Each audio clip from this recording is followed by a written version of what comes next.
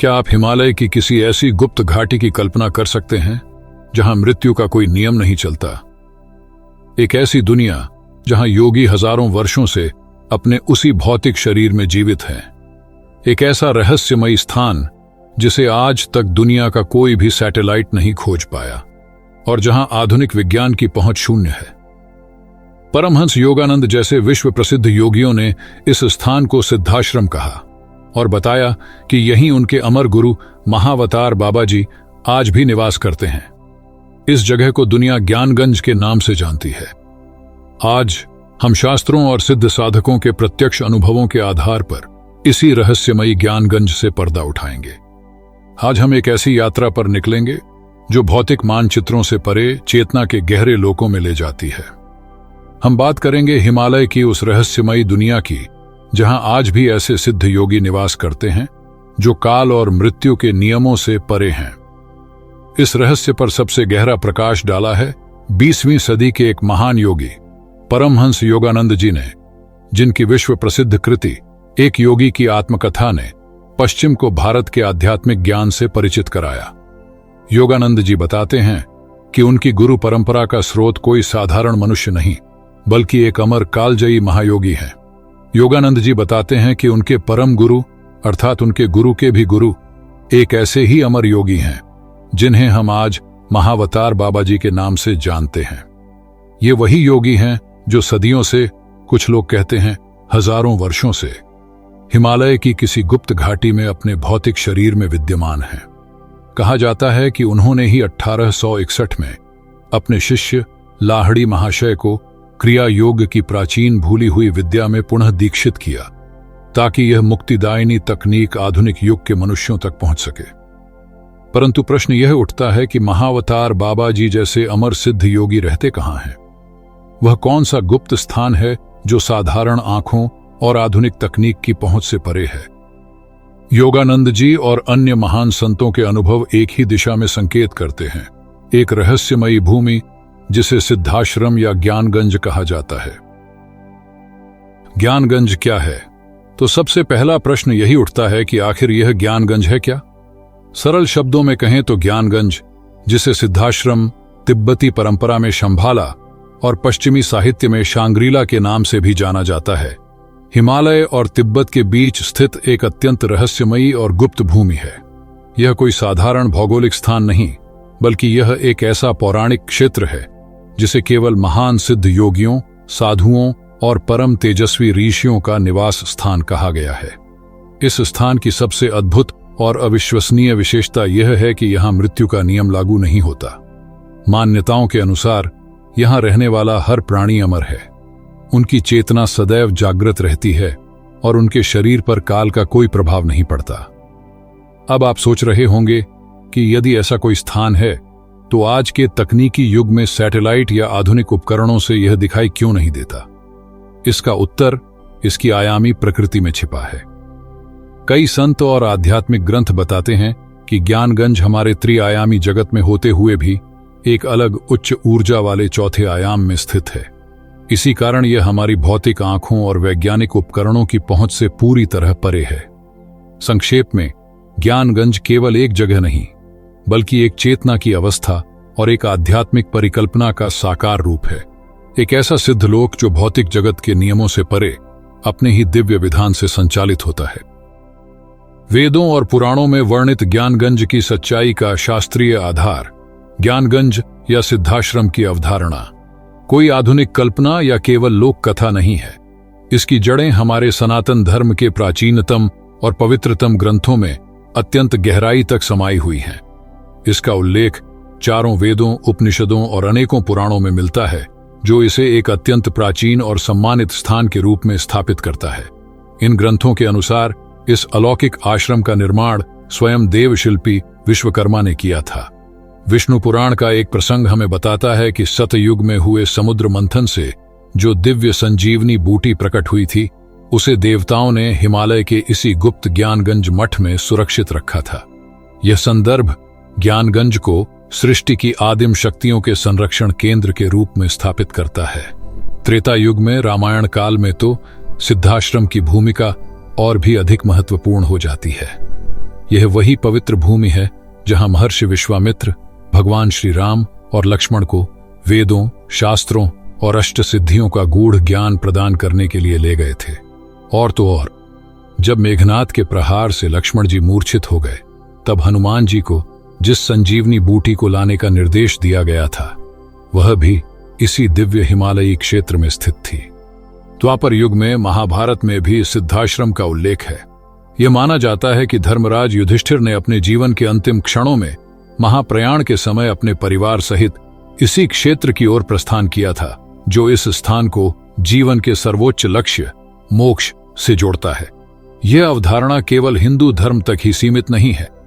बौद्ध परंपरा के अनुसार भगवान बुद्ध ने अपने अंतिम दिनों में कालचक्र का गहन ज्ञान इसी स्थान पर प्राप्त किया और इसे शंभाला नाम दिया, जिसका अर्थ है आनंद का स्रोत। और यह स्थान केवल अतीत और वर्तमान से ही नहीं बल्कि भविष्य से भी जुड़ा है। विभिन्न पुराणों में यह भविष्यवाणी की गई है कि कलयुग के अंत में जब भगवान विष्णु का कल की अवतार होगा, तो उनके गुरु इसी गुप्त नगरी में उनके जन्म की प्रतीक्षा कर रहे हैं। इस प्रकार ये विविध शास्त्रीय संदर्भ ये स्पष्ट करते हैं कि ज्ञानगंज केवल एक स्थान नहीं बल्कि एक ऐसा शाश्वत आध्यात्मिक केंद्र है जो विभिन्न युगों और दिव्य उद्देश्यों को आपस में जोड़ता है। यह आदिम शक्ति का भंडार भी है, दिव्य शिक्षा का केंद्र भी और भविष्य के उद्धार की तैयारी स्थली भी। हिमालय में स्थित ज्ञानगंज की भौगोलिक पहेली, शास्त्रों और पुराणों में इसके महत्व को जानने के बाद हर किसी के मन में यह सवाल उठता है कि आखिर यह दिव्य भूमि पृथ्वी पर है कहां, इसका सटीक स्थान क्या है। यह प्रश्न ज्ञानगंज के सबसे बड़े रहस्यों में से एक है, जो भौतिक और पराभौतिक दावों के बीच उलझा हुआ है। अधिकांश प्राचीन ग्रंथ और आधुनिक अनुभव इसे तिब्बत में कैलाश पर्वत और पवित्र मानसरोवर झील के निकट बताते हैं। कुछ वृत्तांत तो इसे तिब्बत और अरुणाचल प्रदेश के बीच फैली एक विशाल घाटी के रूप में भी वर्णित करते हैं। भारत की ओर से देखें तो उत्तराखंड में स्थित लंपियाधुरा दर्रे को इस घाटी तक पहुंचने का एक संभावित पारंपरिक मार्ग माना जाता था। हालांकि अब यह मार्ग अत्यंत दुर्गम और लगभग बंद है, लेकिन इन भौगोलिक अनुमानों के बावजूद एक बात पर सभी स्रोत एकमत हैं। यह स्थान साधारण मनुष्यों, यात्रियों और यहां तक कि आधुनिक तकनीक जैसे सैटेलाइट के लिए भी पूरी तरह से अदृश्य और अगम्य है। चीन की सेना द्वारा इसे खोजने के कई प्रयास भी विफल रहे हैं। तो फिर यह अदृश्य क्यों है? इस पहेली को समझाने के लिए अक्सर चौथे आयाम की अवधारणा का उपयोग किया जाता है। तर्क यह है कि ज्ञानगंज हमारे ही त्रिआयामी भौतिक तल पर मौजूद है, लेकिन उसकी ऊर्जा और कंपन का स्तर इतना भिन्न है कि वह हमारी सामान्य इंद्रियों और वैज्ञानिक उपकरणों की पकड़ से बाहर है।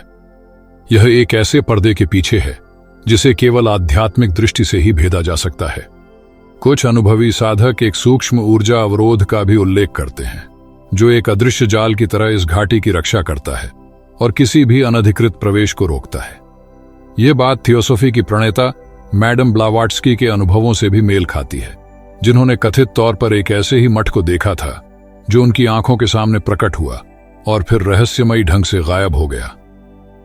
इन पराभौतिक व्याख्याओं से परे एक और गहरा आध्यात्मिक दृष्टिकोण है। यह दृष्टिकोण कहता है कि ज्ञानगंज केवल कोई बाहरी स्थान नहीं बल्कि एक आंतरिक आध्यात्मिक अवस्था है। यह हमारे ही भीतर स्थित ज्ञान का कुंड है। इस दृष्टि से ज्ञानगंज की यात्रा वास्तव में बाहर की नहीं बल्कि अपने ही भीतर की आत्म अन्वेषण की यात्रा है। तो क्या ज्ञानगंज हिमालय की किसी गुप्त घाटी में है या हमारे ही हृदय की किसी गहरी गुफा में? शायद इसका रहस्य इन दोनों में ही छिपा है। ज्ञानगंज में कौन निवास करते हैं? ज्ञानगंज की रहस्यमयी दुनिया को जानने के बाद मन में यह जिज्ञासा उठती है कि इस दिव्य भूमि पर निवास करने का सौभाग्य किसे प्राप्त होता है? क्या कोई भी वहां जा सकता है? इसका उत्तर है नहीं। ज्ञानगंज के द्वार केवल उन आत्माओं के लिए खुलते हैं जिन्होंने योग और साधना की उच्चतम अवस्था को प्राप्त कर लिया है या जिन्हें किसी सिद्ध गुरु की कृपा प्राप्त हो। यह भूमि सिद्ध योगियों, कालजयी महात्माओं, परम ज्ञानी ऋषियों और उच्च कोटि की योगिनियों का निवास स्थान है।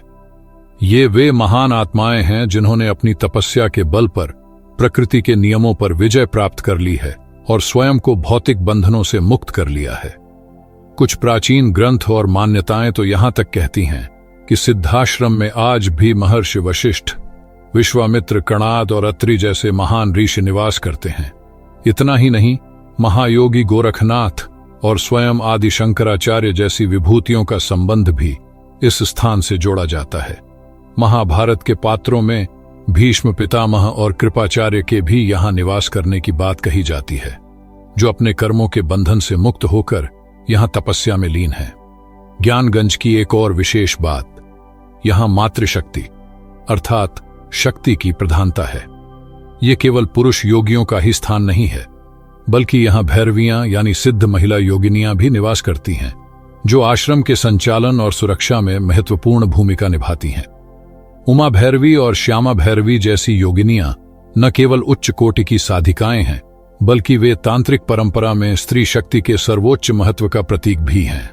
इस प्रकार ज्ञानगंज के निवासी कोई साधारण संत नहीं, बल्कि वे हमारी सनातन परंपरा के देदीप्यमान नक्षत्र हैं, जो समय के प्रवाह से परे एक साथ अतीत, वर्तमान और भविष्य के साक्षी बनकर इस गुप्त लोक में विराजमान हैं। हिमालय के अमर सिद्ध गुप्त योगी और ऋषि मुनि। जब हम ज्ञानगंज के निवासियों की बात करते हैं तो यह केवल पौराणिक नामों तक सीमित नहीं है। 20वीं सदी के महान विद्वान महामहोपाध्याय गोपीनाथ कविराज और अन्य साधकों के अनुभवों के माध्यम से हमें इस सिद्ध भूमि के कुछ प्रमुख समकालीन महायोगियों के बारे में भी जानने को मिलता है। इन वृत्तांतों के अनुसार ज्ञानगंज के परम गुरु और सर्वोच्च सत्ता महर्षि महातपा हैं। कहा जाता है कि उनकी आयु 1400 वर्षों से भी अधिक है और वे अधिकांश समय निराहार यानी बिना भोजन ग्रहण किए समाधि में लीन रहते हैं। आश्रम में उनका स्थान सर्वोच्च है और उनकी आज्ञा ही अंतिम विधान है। महर्षि महातपा के बाद श्री भृंगुराम परमहंस देव जी का नाम आता है, जिनकी आयु भी लगभग 500 वर्ष बताई जाती है। वे योग के प्रकांड विद्वान और अत्यंत शक्तिशाली योगी हैं। इसी तरह श्री श्यामानंद परमहंस सूर्य विज्ञान के विशेषज्ञ हैं। वही गुप्त विद्या जिसके द्वारा पदार्थ का निर्माण या रूपांतरण किया जा सकता है। एक और महत्वपूर्ण नाम स्वामी ज्ञानानंद का है, जिन्हें थियोसॉफिकल सोसाइटी में मास्टर कुथुमी के नाम से भी जाना जाता है। यह बात ज्ञानगंज के रहस्य को वैश्विक आध्यात्मिक खोज से जोड़ती है। और इस दिव्य मंडल में एक नाम ऐसा है जिनसे हम पहले ही परिचित हो चुके हैं, महावतार बाबा जी। परमहंस योगानंद जी के अनुसार लगभग 2500 वर्षों से जीवित क्रिया योग के यह पुनरुद्धारक महागुरु भी इसी ज्ञानगंज सिद्धाश्रम में निवास करते हैं। वे अपने शिष्यों के छोटे से समूह के साथ पर्वतों में विचरण करते रहते हैं और मानवता के आध्यात्मिक उत्थान के लिए गुप्त रूप से कार्य करते हैं। इन प्रसिद्ध नामों के अलावा भी वहां अनेकों सिद्ध संत हैं। जैसे एक तिब्बती लामा के बारे में कहा जाता है कि वे 300 वर्षों से एक ही आसन में अविचल ध्यान में बैठे हैं। ये सभी अमर सिद्ध योगी और ऋषि मुनि केवल अपनी साधना में ही लीन नहीं रहते, बल्कि वे एक आध्यात्मिक प्रहरी की भांति संपूर्ण मानवता के मार्गदर्शन और कल्याण के लिए गुप्त रूप से अपनी ऊर्जा और चेतना का प्रयोग करते हैं। वे ही ज्ञानगंज के वास्तविक प्रहरी और उसकी जीवंत आत्मा हैं। ज्ञानगंज के अमृतत्व प्राप्त योगियों का रहस्य। इन सिद्ध योगियों की सैकड़ों हजारों वर्षों की आयु के बारे में सुनकर स्वाभाविक रूप से यह प्रश्न उठता है कि यह कैसे संभव है। क्या कोई मनुष्य सच में काल पर विजय पा सकता है? ज्ञानगंज की परंपरा इसका उत्तर हां में देती है और इसका रहस्य योग की गुह्यतम प्रक्रियाओं में छिपा है। यहाँ के निवासी जिस अमृतत्व को धारण करते हैं वह कोई चमत्कार या वरदान नहीं, बल्कि योग विद्या, प्राणायाम, रसायन शास्त्र और कायाकल्प की अत्यंत उन्नत प्रक्रियाओं का परिणाम है। इन गुप्त तकनीकों के माध्यम से वे अपने शरीर के क्षय की प्रक्रिया को न केवल रोक सकते हैं, बल्कि उसे उलट भी सकते हैं। इसीलिए उनके शरीर पर काल का कोई प्रभाव नहीं पड़ता और वे बाल्यावस्था, यौवन या वृद्धावस्था जैसे सांसारिक परिवर्तनों से मुक्त होते हैं। कायाकल्प की इस प्रक्रिया का एक आश्चर्यजनक वर्णन श्री राम ठाकुर के अनुभवों में मिलता है, जिसे गोपीनाथ कविराज जी ने लिपिबद्ध किया है। उन्होंने एक सिद्ध आश्रम में एक अत्यंत वृद्ध साधु को देखा, जिन्होंने योग बल से अपने पुराने जर्जर शरीर को यज्ञ अग्नि में भस्म कर दिया और देखते ही देखते एक नए युवा शरीर में पुनः प्रकट हो गए। यह घटना शरीर के रूपांतरण की उनकी अद्भुत क्षमता का जीवंत प्रमाण है। अमृतत्व के साथ साथ इन योगियों के पास अष्ट सिद्धि और नवनिधि का संपूर्ण ज्ञान होता है। जो उन्हें ऐसी अलौकिक शक्तियां प्रदान करता है जिनकी हम कल्पना भी नहीं कर सकते। वे बिना किसी उपकरण के केवल विचार शक्ति के माध्यम से हजारों मील दूर किसी से भी बात कर सकते हैं, जिसे हम टेलीपैथी कहते हैं। वे एक ही समय में कई स्थानों पर अपने अलग अलग शरीर प्रकट कर सकते हैं, जिसे काया व्यूह की सिद्धि कहा जाता है। और सबसे अद्भुत है सूर्य विज्ञान जैसी तकनीक, जिसके द्वारा वे सूर्य की किरणों को केंद्रित करके किसी भी पदार्थ का निर्माण या एक वस्तु को दूसरी वस्तु में रूपांतरित कर सकते हैं। इस प्रकार ज्ञानगंज के ये जीवित ऋषि केवल दीर्घायु नहीं हैं, बल्कि वे चेतना के स्वामी हैं। उन्होंने पदार्थ और ऊर्जा के उन रहस्यों को जान लिया है जहां विज्ञान अभी पहुंचने का प्रयास कर रहा है। उनकी सिद्धियां प्रकृति पर उनके पूर्ण अधिकार का प्रतीक हैं। ज्ञानगंज की रहस्यमयी दुनिया। ज्ञानगंज के अमर निवासियों और उनकी सिद्धियों के बारे में जानने के बाद आइए अब उस दुनिया के भीतर झांकने का प्रयास करें जहां वे रहते हैं। ज्ञानगंज का आंतरिक जीवन आध्यात्मिकता और विज्ञान के एक ऐसे अनूठे संश्लेषण पर आधारित है जिसकी हम आज के युग में कल्पना भी नहीं कर सकते। इसे एक ऐसी परम उन्नत प्रयोगशाला या विश्वविद्यालय कहा जा सकता है जहां चेतना और पदार्थ के गूढ़ रहस्यों पर निरंतर शोध होता है। यहां सूर्य विज्ञान, चंद्र विज्ञान और वायु विज्ञान जैसे गुह्य विज्ञानों का अध्ययन और अभ्यास किया जाता है। विशेष रूप से सूर्य विज्ञान एक ऐसी अद्भुत तकनीक है जिसमें सूर्य की किरणों को एक विशेष लेंस के माध्यम से केंद्रित करके इच्छा के अनुसार किसी भी वस्तु का निर्माण किया जा सकता है, या एक फूल को पत्थर में या पत्थर को हीरे में बदला जा सकता है, जैसा कि योगीराज विशुद्धानंद जी ने कई बार लोगों के समक्ष करके दिखाया था। उपलब्ध वृत्तांतों के अनुसार ज्ञानगंज के दो पहलू हैं। एक है इसका सूक्ष्म लोक, जो स्फटिक की तरह दीप्तिमान है और जहां समय और स्थान के भौतिक नियम लागू नहीं होते। दूसरा है इसका स्थूल कर्म भूमि क्षेत्र। यह वह स्थान है जहां उपकरण बनाए जाते हैं, नए साधकों को शिक्षा दी जाती है और योगी अपने कर्म और साधना के माध्यम से आध्यात्मिक उन्नति करते हैं। यहां के निवासियों का जीवन अत्यंत संयमित और अनुशासित है। उनका सारा समय योग चर्चा, विज्ञान चर्चा और गहन ध्यान में ही व्यतीत होता है। जैसा कि हमने पहले जाना, अधिकांश सिद्ध पुरुष आहार ग्रहण नहीं करते, वे सीधे सूर्य या आकाश तत्व से ऊर्जा प्राप्त करते हैं। यहाँ की सामाजिक संरचना में मातृशक्ति को सर्वोच्च स्थान प्राप्त है। महाविद्या त्रिपुर सुंदरी का यहाँ एक प्रमुख मठ है और सिद्ध योगिनियां, जिन्हें भैरवी कहा जाता है, वे आश्रम के संचालन में महत्वपूर्ण भूमिका निभाती हैं। कल्पना कीजिए एक ऐसे स्थान की जहां प्राकृतिक रूप से सुंदर उद्यान है, जहां हर ओर दिव्य पुष्प खिले हैं, मधुर पक्षियों का कलरव है और एक शांत ध्यान ताल यानी सिद्ध योग झील है, जिसके किनारे बैठकर योगी ध्यान में लीन रहते हैं। यह एक ऐसा दिव्य और शांत वातावरण है जहां मृत्यु और क्षय का कोई स्थान नहीं। अतः ज्ञानगंज की दुनिया एक ऐसी रहस्यमयी और संपूर्ण दुनिया है जहां विज्ञान और अध्यात्म, कर्म और ज्ञान, शिव और शक्ति एक साथ संतुलन में रहते हैं। यह एक ऐसा आदर्श लोक है जो हमें मानव चेतना की उच्चतम संभावनाओं का दर्शन कराता है। ज्ञानगंज पर गोपीनाथ कविराज के अनुभव और उनकी किताब। ज्ञानगंज के इस गहन रहस्य पर 20वीं सदी में यदि किसी ने सबसे प्रामाणिक और विस्तृत प्रकाश डाला तो वे थे महान विद्वान और तांत्रिक दार्शनिक महामहोपाध्याय गोपीनाथ कविराज। उन्होंने अपनी पुस्तक ज्ञानगंज और अन्य लेखों के माध्यम से इस विषय को केवल किंवदंतियों के संग्रह के रूप में नहीं, बल्कि एक जीवंत अनुभव के रूप में प्रस्तुत किया। कविराज जी का ज्ञान का स्रोत थे उनके गुरु योगीराज विशुद्धानंद परमहंस, जिन्हें लोग गंध बाबा के नाम से भी जानते थे। गंध बाबा इसलिए क्योंकि उनमें किसी भी गंधहीन वस्तु जैसे पत्थर या रुई में केवल संकल्प मात्र से कोई भी सुगंध उत्पन्न करने की अद्भुत सिद्धि थी। योगीराज विशुद्धानंद ने कथित तौर पर अपने जीवन के लगभग 20 वर्ष ज्ञानगंज में ही बिताए थे। कविराज जी बताते हैं कि कैसे बचपन में ही एक परमहंस योगी स्वामी नीमानंद जी उन्हें ज्ञानगंज ले गए। वहां परम गुरु महर्षि महात्मा ने उन्हें दीक्षा दी। परमहंस भृंगुराम से उन्होंने योग की गहन शिक्षा पाई और परमहंस श्यामानंद ने उन्हें सूर्य विज्ञान का रहस्य सिखाया। यह वृत्तांत ज्ञानगंज को एक जीवंत कार्यशील आध्यात्मिक विश्वविद्यालय के रूप में चित्रित करता है। लेकिन गोपीनाथ कविराज का सबसे बड़ा योगदान ज्ञानगंज की प्रकृति का दार्शनिक विश्लेषण है। वे इस बात पर जोर देते हैं कि ज्ञानगंज तिब्बत में एक भौतिक स्थान होने के बावजूद यह कोई साधारण भौगोलिक स्थान नहीं है। यह एक सिद्ध भूमि है जो एक ही साथ स्थूल भी है और सूक्ष्म भी। यह केवल उन्हीं को दिखाई देती है और वहीं प्रवेश कर पाते हैं जो आध्यात्मिक रूप से योग्य हैं।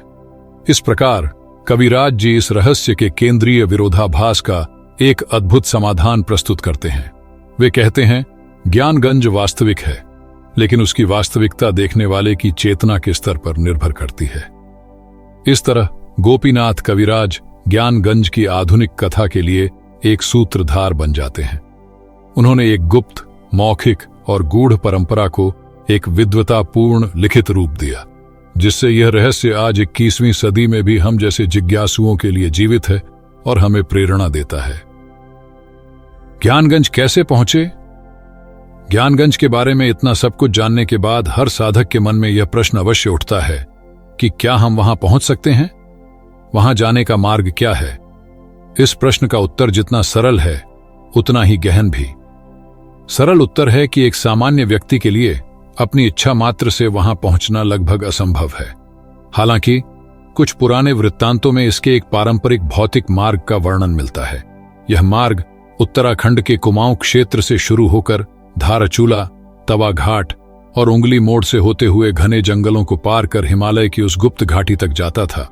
यह कोई साधारण रास्ता नहीं था। 3 ओर गहरी खाइयां, एक संकरा सा पथ और लगभग 18,000 फीट की चढ़ाई। लेकिन सन 1962 के बाद से यह मार्ग भी लगभग बंद हो चुका है और इसका रहस्य और भी गहरा गया है। किंतु सत्य यह है कि ज्ञानगंज की यात्रा पैरों से नहीं, चेतना से की जाती है। यह कोई पर्यटन स्थल नहीं, बल्कि एक आध्यात्मिक उपलब्धि है। यहां पहुंचने का मार्ग भौतिक नहीं, बल्कि यौगिक और आध्यात्मिक है। सबसे पहली और अनिवार्य शर्त है गुरु कृपा। ज्ञानगंज के द्वार स्वयं की इच्छा से नहीं खुलते, बल्कि तब खुलते हैं जब कोई सिद्ध गुरु आपको वहां ले जाने के लिए चुनता है। जैसे स्वामी नीमानंद जी ने बालक विशुद्धानंद को चुना, या जैसे किसी सिद्ध योगी की कृपा किसी सच्चे साधक पर हो जाए। दूसरी शर्त है साधक की अपनी आध्यात्मिक योग्यता। केवल वही साधक यहां पहुंच सकते हैं जो अपनी साधना, तपस्या और शुद्धता से उस स्तर पर पहुंच चुके हों जहां उनका ऊर्जा शरीर ज्ञानगंज की दिव्य ऊर्जा से मेल खा सके। इसके लिए वैराग्य, इंद्रिय संयम और अटूट भक्ति में निरंतर प्रगति करना आवश्यक है। अतः ज्ञानगंज का पता गूगल मैप्स पर नहीं, बल्कि अपने हृदय के मानचित्र पर खोजना होता है।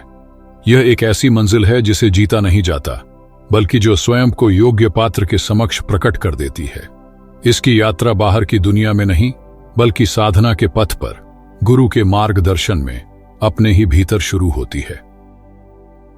ज्ञानगंज यात्रा का एक रोचक अनुभव। गोपीनाथ कविराज द्वारा प्रस्तुत योगीराज विशुद्धानंद के अनुभव ज्ञानगंज के रहस्य पर सबसे विस्तृत प्रकाश डालते हैं, लेकिन वे अकेले नहीं हैं। समय समय पर कई अन्य साधकों और संतों ने भी इस रहस्यमयी भूमि के अनुभव साझा किए हैं, जो इसकी किंवदंती को और भी पुष्ट करते हैं। हमने पहले श्री राम ठाकुर द्वारा वर्णित कायाकल्प की अद्भुत घटना का उल्लेख किया था। उन्होंने यह भी बताया था कि कैसे उन्होंने कौशिक आश्रम, जिसे वे ज्ञानगंज जैसा ही मानते थे, में विशालकाय साधुओं को पंक्तियों में ध्यान मग्न बैठे देखा था, जो एक अविश्वसनीय दृश्य था। ऐसी ही एक कहानी अवधूत नादानंद जी की है, जिन्हें बचपन में एक परमहंस द्वारा ज्ञानगंज ले जाया गया था। उन्होंने वहां लगभग 150 सिद्ध संतों को देखा और उन्हें परम गुरु महात्मा बाबा के साक्षात दर्शन का सौभाग्य प्राप्त हुआ। उनका अनुभव भी इसी बात पर जोर देता है कि ज्ञानगंज की यात्रा स्वयं की इच्छा से नहीं, बल्कि गुरु द्वारा चुने जाने पर ही संभव होती है। एक और आधुनिक वृत्तांत साईं काका गुरु जी का है, जिनके बारे में कहा जाता है कि उन्होंने कई बार ज्ञानगंज का दौरा किया। उनके अनुसार हर बार एक दिव्य विमान उन्हें वहां ले जाता और वापसी के लिए भी वही विमान आता था। यह अनुभव ज्ञानगंज के रहस्य को एक नया आयाम देता है। यहां तक कि विश्व प्रसिद्ध संत देवरहा बाबा के बारे में भी कहा जाता है कि वे ज्ञानगंज पहुंचे थे और उन्होंने स्वयं हिमालय में 5000 वर्षों से तपस्या करने वाले दिव्य संतों के बारे में बताया था। आज के डिजिटल युग में यूट्यूब और ब्लॉग जैसे मंचों पर भी कई लोग ऐसे संतों से अपनी मुलाकातों का वर्णन करते हैं जो ज्ञानगंज की यात्रा करने का दावा करते हैं। ये कहानियां इस प्राचीन रहस्य को नई पीढ़ी के लिए जीवित रखती हैं। ज्ञानगंज की यह कथा हिमालय के अन्य रहस्यों के व्यापक संदर्भ में भी मौजूद है।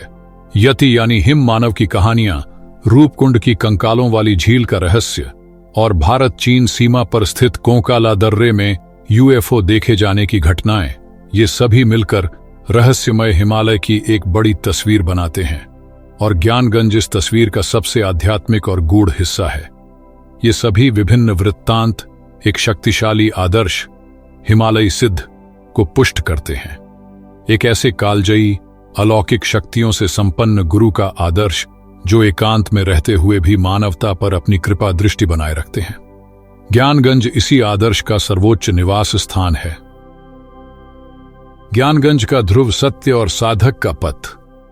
हमारी इस लंबी और रहस्यमय यात्रा के अंत में हम किसी संशय या पहेली पर नहीं, बल्कि एक ध्रुव सत्य पर आकर स्थिर होते हैं। ज्ञानगंज कोई कल्पना, मिथक या साहित्यिक उड़ान नहीं, बल्कि एक पारमार्थिक यथार्थ है, एक जीवंत सत्य है। वेदों, पुराणों और रामायण महाभारत जैसे शास्त्रों के पन्ने इसके अस्तित्व की गवाही देते हैं। महावतार बाबा जी, योगीराज विशुद्धानंद परमहंस, महामहोपाध्याय गोपीनाथ कविराज और अनगिनत अन्य सिद्ध योगियों के प्रत्यक्ष अनुभव इस सत्य पर अपनी अमिट छाप लगाते हैं। इसलिए प्रश्न यह नहीं है कि ज्ञानगंज है या नहीं, प्रश्न यह है कि हम उसे अनुभव करने के योग्य हैं या नहीं। उसका न दिखाई देना उसकी कमी नहीं, बल्कि हमारी चेतना की सीमा है। जैसे एक विशेष आवृत्ति की ध्वनि को हमारे कान नहीं सुन सकते, वैसे ही एक उच्च आध्यात्मिक आवृत्ति पर स्थित इस सिद्ध भूमि को हमारी भौतिक इंद्रियां नहीं देख सकती। तो एक सच्चा साधक इस सर्वोच्च धाम की यात्रा के लिए स्वयं को कैसे तैयार करे? मार्ग कठिन है, पर असंभव नहीं। इसकी तैयारी का पथ बाहरी नहीं, बल्कि पूर्णतः आंतरिक है। यहां कुछ आध्यात्मिक सूत्र दिए गए हैं। पहला, चित्त शुद्धि और वैराग्य। पहला चरण है चित्त की शुद्धि। जब तक हमारे मन दर्पण पर कामनाओं, क्रोध, लोभ और अहंकार की धूल जमी है, तब तक हम उस दिव्य प्रतिबिंब को नहीं देख सकते।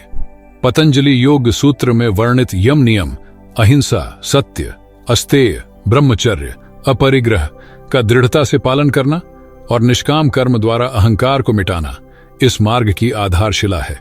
दूसरा, गुरु शरणागति। ज्ञानगंज का ताला केवल गुरु की कुंजी से ही खुलता है। यह मार्ग अकेले नहीं चला जा सकता। एक आत्म साक्षात्कारी गुरु की खोज और उनके प्रति पूर्ण समर्पण अनिवार्य है। गुरु ही वह सेतु हैं जो शिष्य की चेतना को ज्ञानगंज की चेतना से जोड़ते हैं। उनकी कृपा और मार्गदर्शन के बिना यह यात्रा संभव नहीं। तीसरा, प्राणिक ऊर्जा का ऊर्ध्वगमन। ज्ञानगंज एक उच्च ऊर्जा क्षेत्र है। वहां प्रवेश के लिए साधक को अपनी प्राण शक्ति को ऊर्ध्वगामी बनाना होता है। उसे मूलाधार से उठाकर सहस्रार की ओर ले जाना होता है। इसके लिए प्राणायाम, विशेषकर नाड़ी शोधन और क्रिया योग जैसी उन्नत तकनीकें साधक के ऊर्जा शरीर को रूपांतरित करती हैं, उसे उस दिव्य लोक के योग्य बनाती हैं। चौथा, अखंड भक्ति और विश्वास। तर्क और बुद्धि एक सीमा तक ही ले जा सकते हैं। उस सीमा के पार की यात्रा केवल अटूट विश्वास और हृदय की निश्चल भक्ति से ही संभव है। निरंतर ईश्वर का नाम जप और अपने इष्ट के स्वरूप का ध्यान चेतना को इतना सूक्ष्म बना देता है कि वह अगोचर को भी देख सके। ज्ञानगंज कहीं दूर नहीं है, वह चेतना के उस शिखर पर स्थित है जहां साधक अपनी साधना, समर्पण और गुरु कृपा से पहुंचता है। यह एक चुनौती है, एक निमंत्रण है और हर उस आत्मा के लिए एक शाश्वत आश्वासन है जो अपने दिव्य स्वरूप को जानने और काल की सीमाओं से परे जाने के लिए संकल्पित है। तो आज की इस दिव्य चर्चा में बस इतना ही। आपको यह वीडियो कैसी लगी? अपने विचार हमें नीचे कमेंट में जरूर बताइए। यदि यह जानकारी आपको उपयोगी लगी हो तो इसे अपने प्रियजनों तक पहुंचाएं ताकि अधिक से अधिक लोग इस ज्ञान से लाभान्वित हो सकें। और यदि आप हमारे चैनल पर नए हैं तो इसे सब्सक्राइब करना न भूलें ताकि ऐसे ही प्रेरणादायक विषयों से आप जुड़े रहें। फिर मिलेंगे अगली वीडियो में, तब तक के लिए धन्यवाद।